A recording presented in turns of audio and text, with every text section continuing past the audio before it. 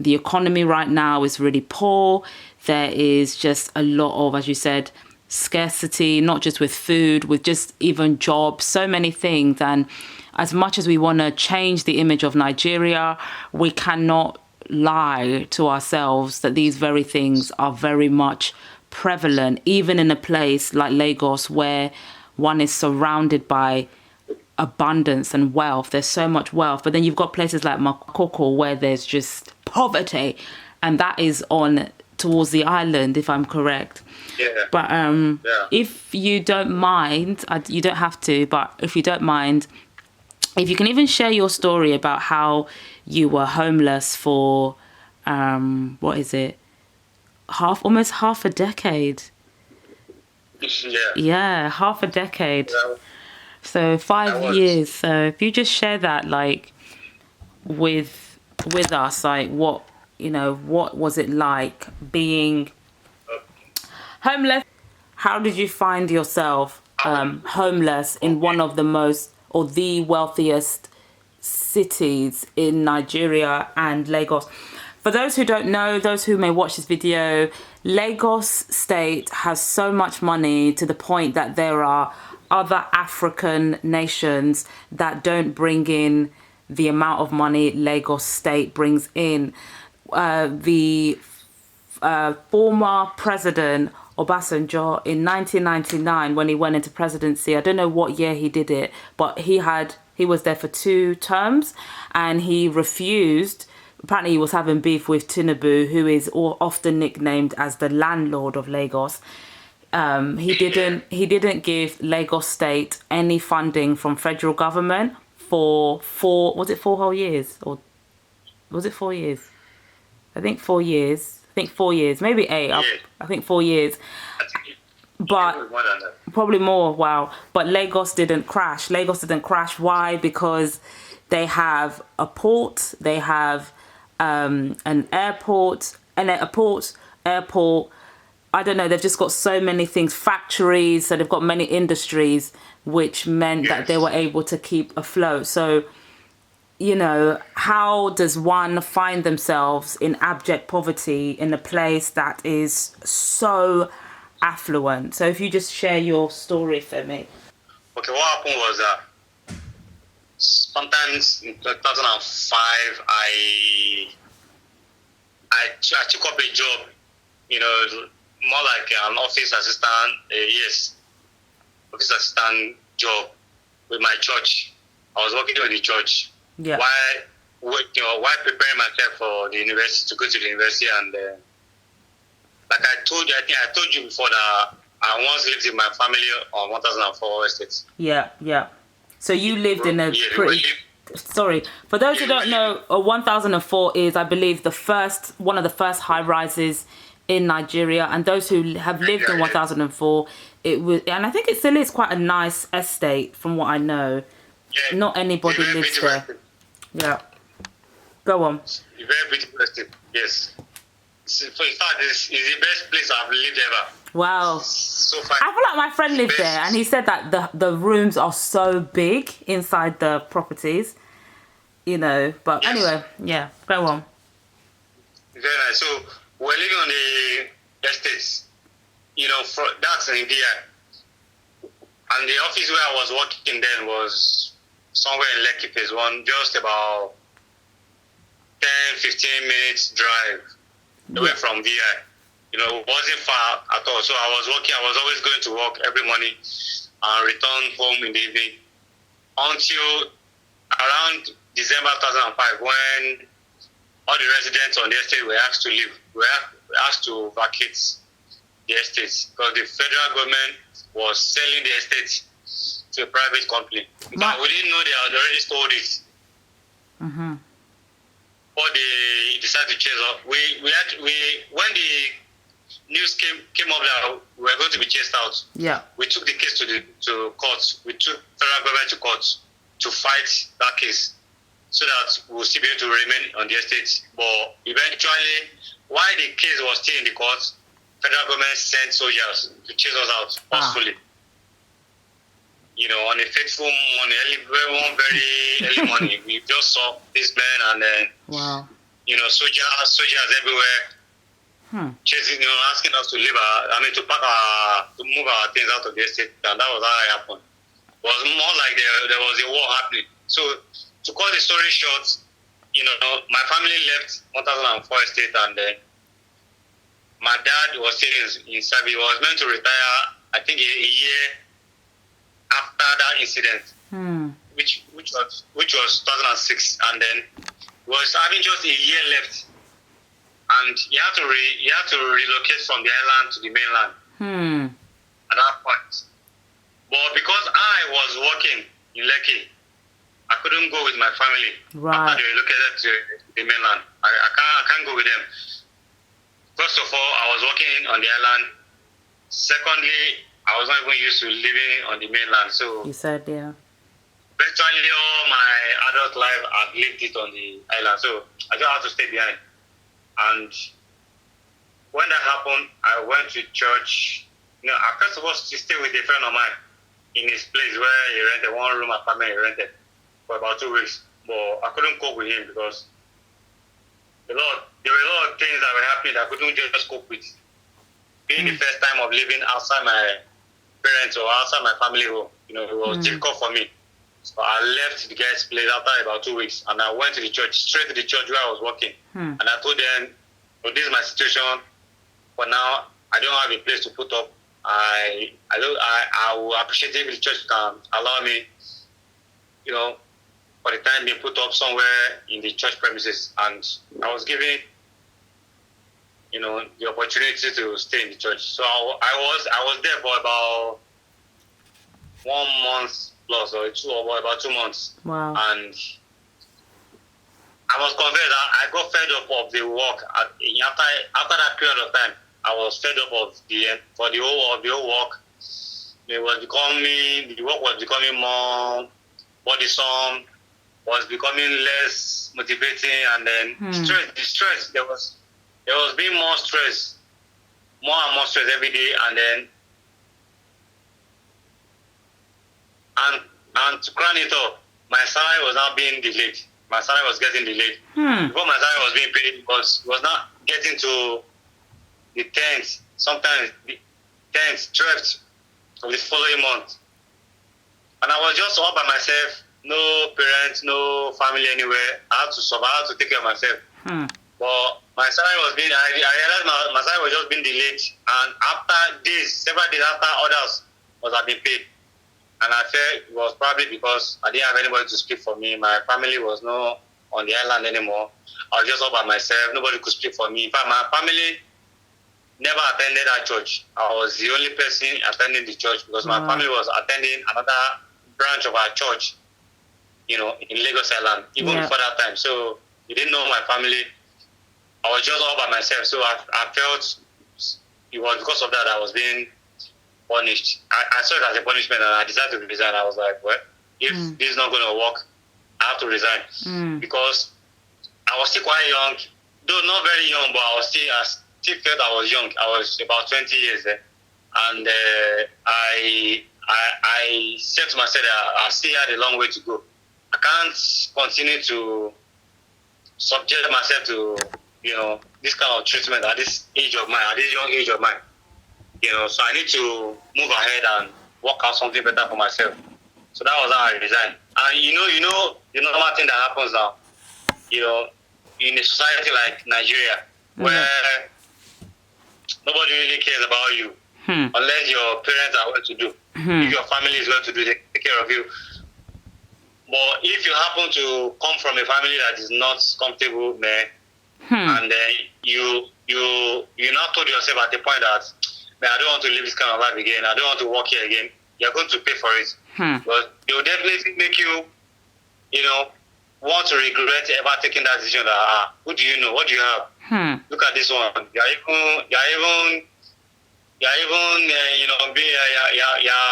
being choosy, and you don't have a rich family. You don't have anything to bank on. You're saying you can't do this. So they will definitely want to make you pay for your decision. So that was what happened.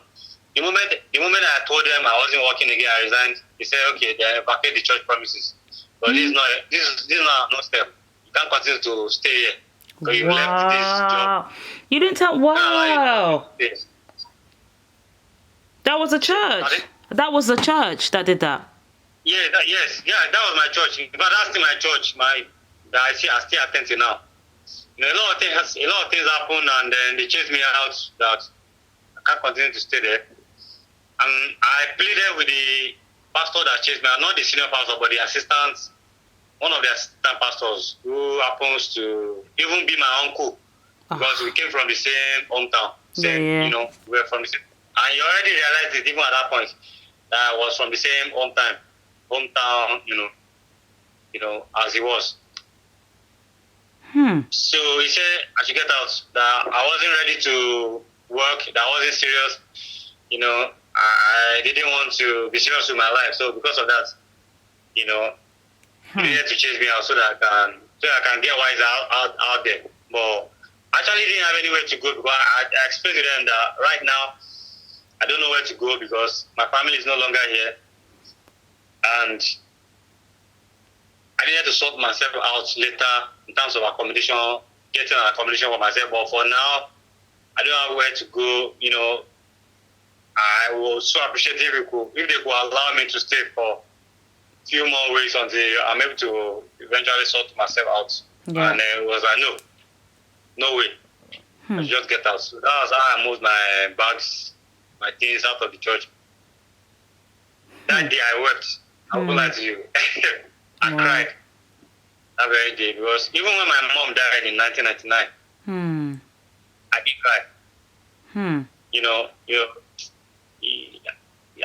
I have this, you know, I have a strong heart. Let me put it that way. I have a very strong heart. Yeah. So when something terrible or something unpleasant happens to me, you know, I have a natural ability to not show it, to not let people know. I just go on with life.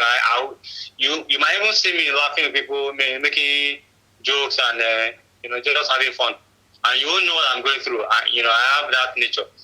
But you know, even that my mom passed away and I didn't cry, but it was painful to me. But I didn't express the pain by crying. You know, it was just within. But that very day that the church chased me out of the premises, I cried. You know why I cried? I was like, church is supposed to be my last hope. Right. I had expected the church to be my last hope, where I could run to at any time. And then they should be able to assist me, help me out, you know, in whatever situation, difficult situation I'm going through. So for me to now be chased out of the same church that thought to, you know, be like a place of last hope, a place of refuge to me, that was supposed to be a place of safety for me, now chased me out. You know, it was very, very painful to me. Especially as a young man that I was becoming. You know, I was just about 20, and I was just getting to know about life outside home, outside my family home.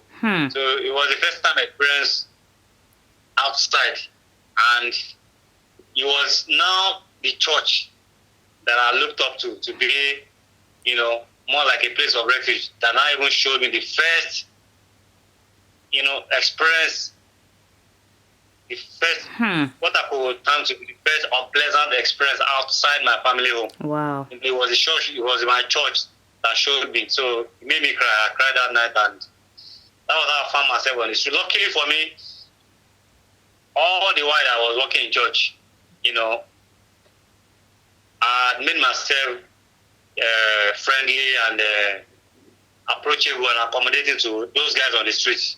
You know, whenever I'm passing along the street, those guys that were hanging on the street, I used to greet them. I just greet them, hey, have fun, hey, where do you? Yeah. Hello, you know.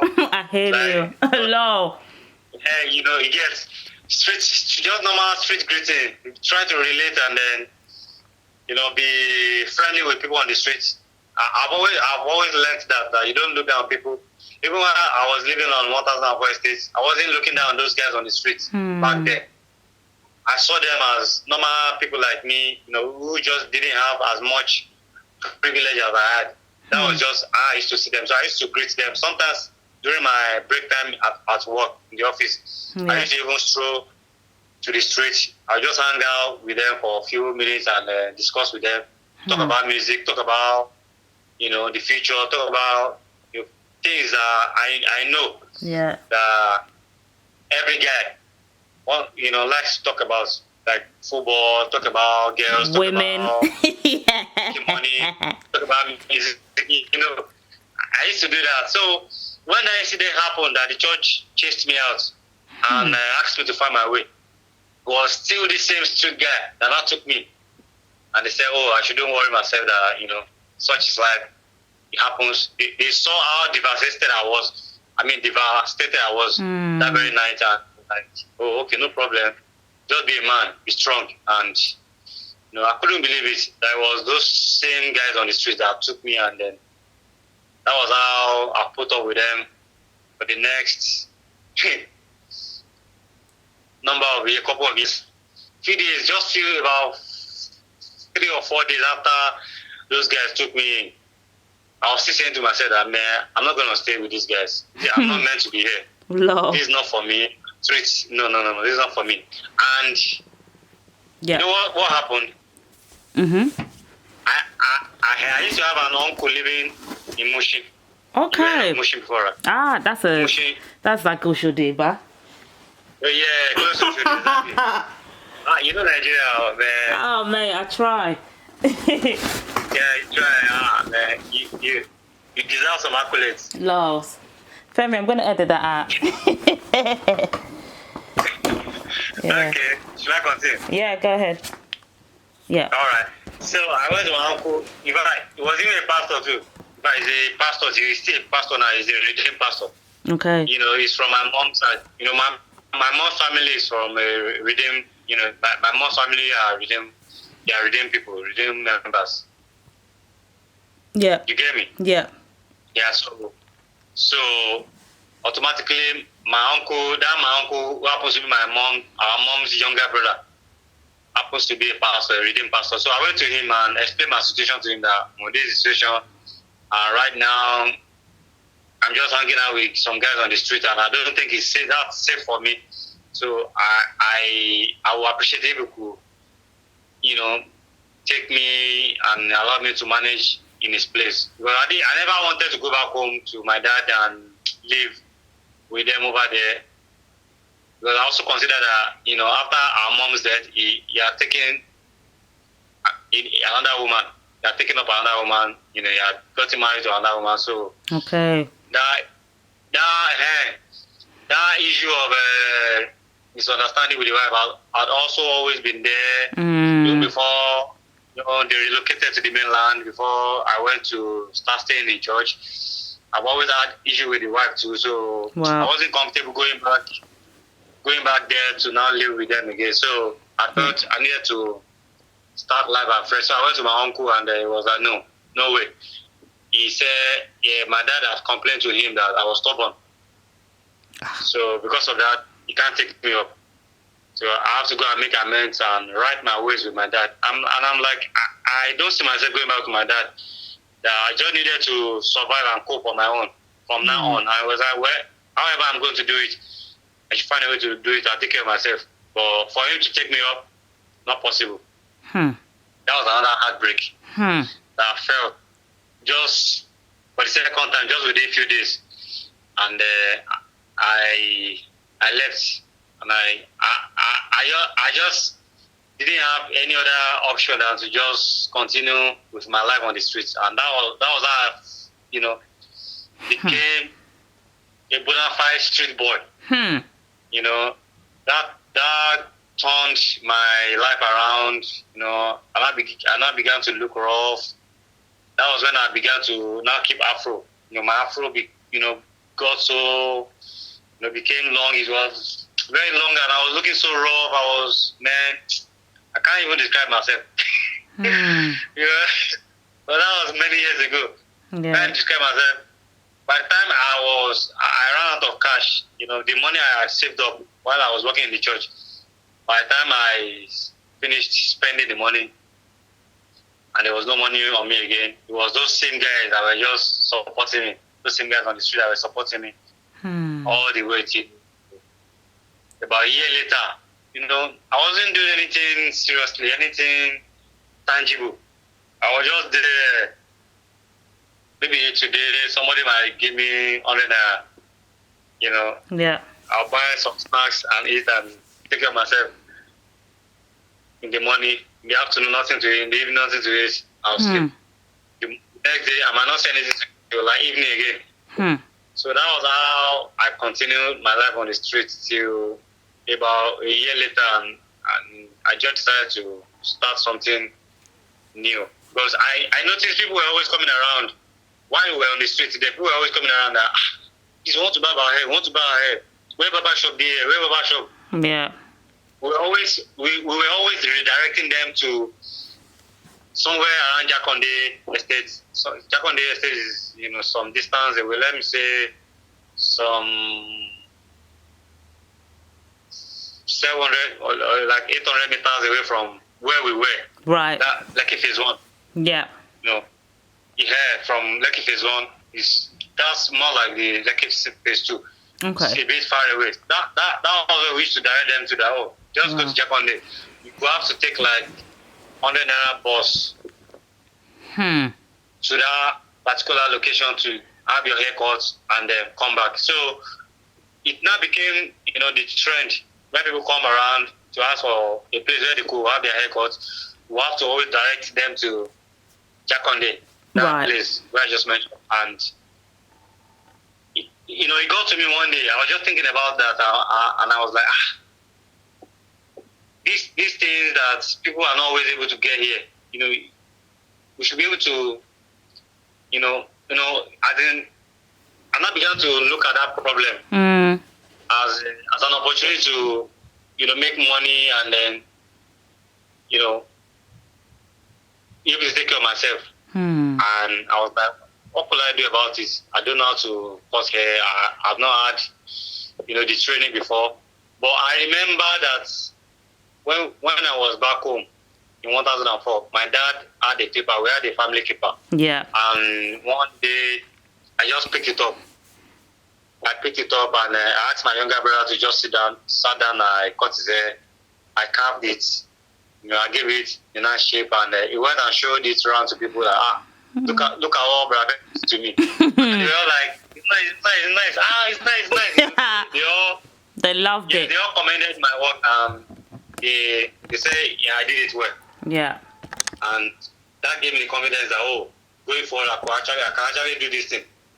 But that opportunity to do it never came up again until that period of that moment when I found myself on the streets. Right. And I began to think about the possibility of running that haircut for people who were always coming around to ask. Yeah.